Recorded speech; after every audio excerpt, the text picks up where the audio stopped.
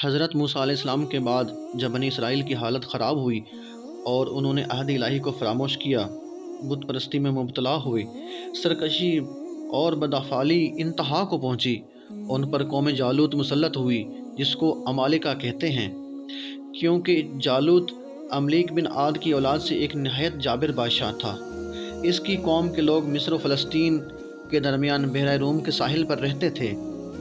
انہوں نے بنی اسرائیل کے شہر چھین لیے، آدمی گرفتار کیے، طرح طرح کی سختیاں کیں۔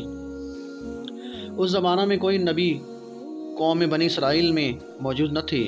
خاندان نبوت سے صرف ایک بی بی باقی رہی تھیں جو حاملہ تھیں۔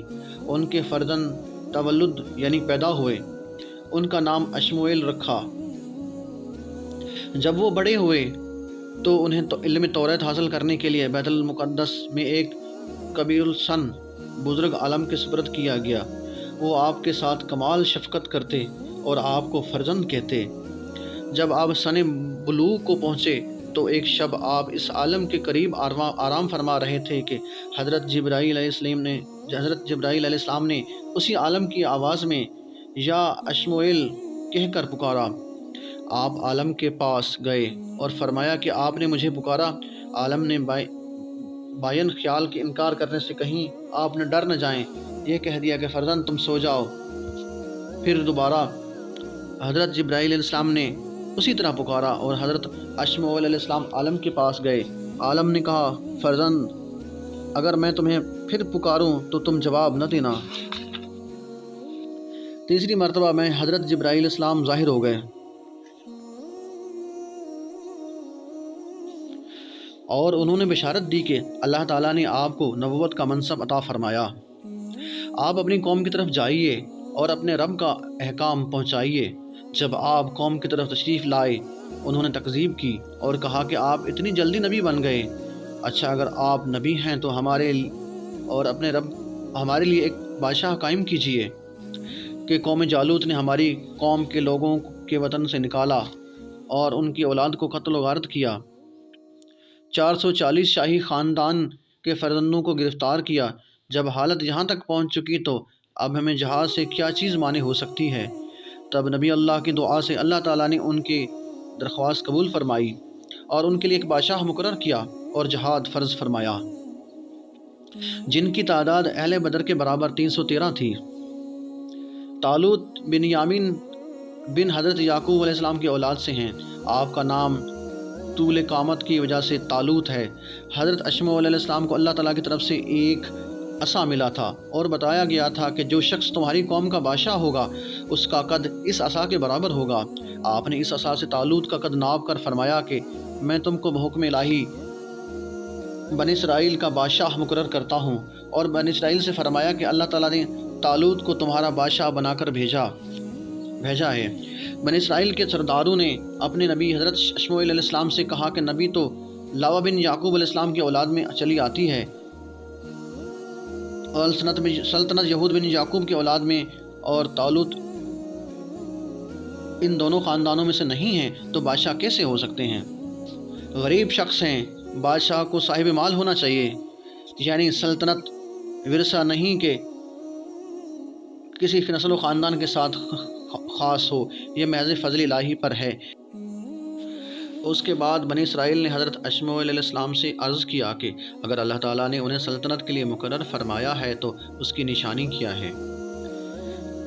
یہ تابوت شمشاد کی لکڑی کا ایک زراندود یعنی سونے کا کام کیا ہوا صندوق تھا، جس کا طول 3 ہاتھ کا اور عرض 2 ہاتھ کا تھا۔ اس کو اللہ تعالیٰ نے حضرت آدم علیہ السلام پر نازل فرمایا تھا۔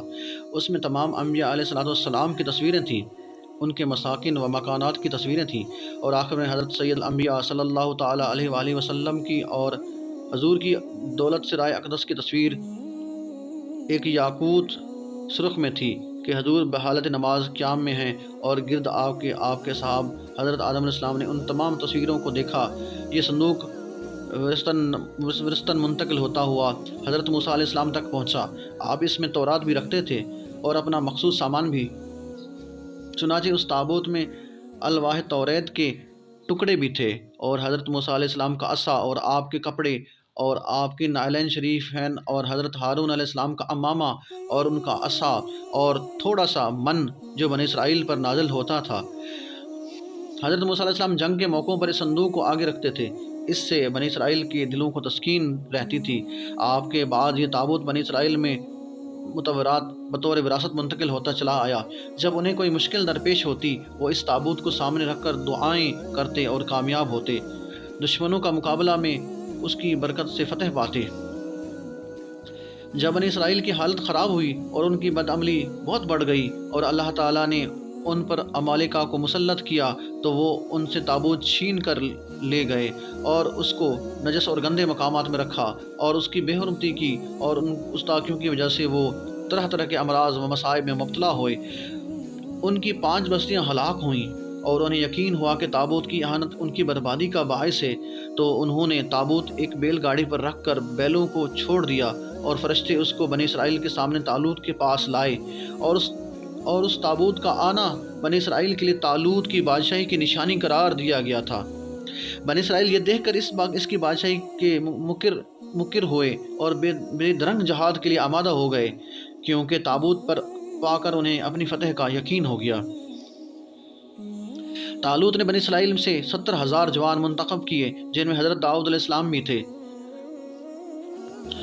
فائدہ: اس سے معلوم ہوا کہ بزرگوں کے تبرکات کا اعزاز و اکرام لازم ہے، ان کے برکت سے دعائیں قبول ہوتی ہیں اور حاجتیں روا ہوتی ہیں، اور تبرکات کی بے حرمتی گمراہوں کا طریقہ اور بربادی کا سبب ہے۔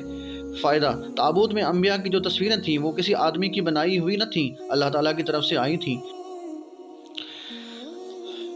وہ لشکر بیت المقدس سے دشمن کی طرف روانہ ہوا۔ وہ وقت نہایت شدت کی گرمی کا تھا۔ لشکریوں نے طالوت سے اس کی شکایت کی اور پانی کے طلبگار ہوئے۔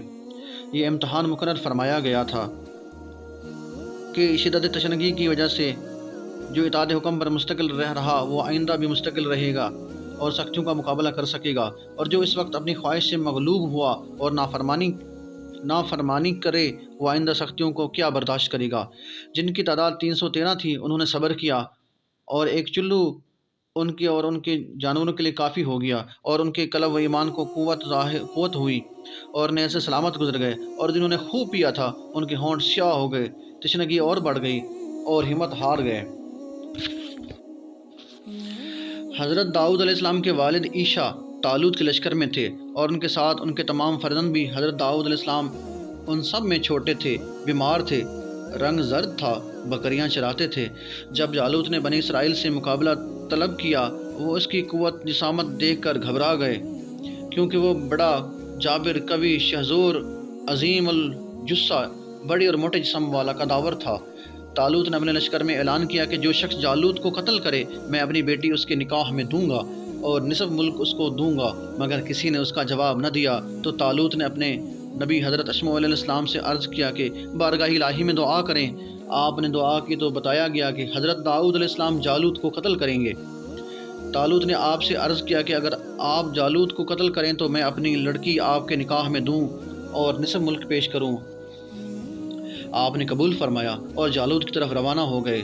صف قتال قائم ہوئی اور حضرت داؤد علیہ السلام دست مبارک میں فلاخن، پتھر پھینکنے کا آلہ لے کر مقابل ہوئے۔ جالوت کے دل میں آپ کو دیکھ کر دہشت پیدا ہوئی، مگر اس نے باتیں بہت متکبرانہ کیں اور آپ کو اپنی قوت سے مرعوب کرنا چاہا۔ آپ نے فلاخن میں پتھر رکھ کر مارا اور وہ اس کی پیشانی کو توڑ کر پیچھے سے نکل گیا اور جالوت مر کر گر گیا۔ حضرت داؤد علیہ السلام نے اس کو لا کر طالوت کے سامنے ڈال دیا۔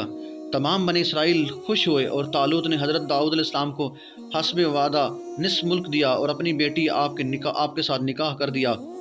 ایک مدت کے بعد طالوت نے وفات پائی۔ تمام ملک پر حضرت داؤد علیہ السلام کی سلطنت ہوئی۔